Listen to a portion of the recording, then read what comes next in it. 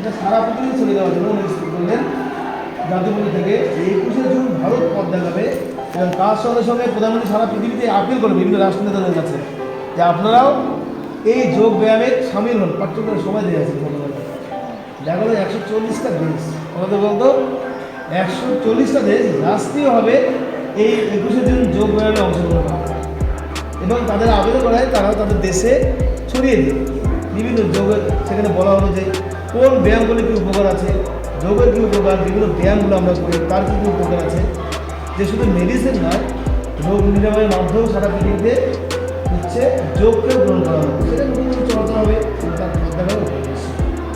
সেই বছর থেকেই কিন্তু আমার মনে আছে 2015 সালে 21শে জুন কিন্তু প্রথম আন্তর্জাতিক যোগ দিবস পালন করা হয়।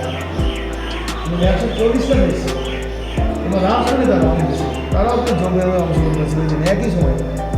তাই আজকের দিনটা আমরা মনে করে দেওয়ার জন্য এই দিনটা কেন পালন করে বলতো, যে সবার যেন মনে ঢুকি যে তোদের বলছি, তোদের এলাকায় বলবি, বিভিন্ন জনকে বলবি যে যোগব্যায়াম করবি, তার সঙ্গে খালি বললে যাবে নিজেদের করতে হবে, তাই না? বারবার মনে করে দেওয়া যে এক বছর তুই করলি কি করবি, আজকে পালন করবো করলাম, সারা পৃথিবী করছি।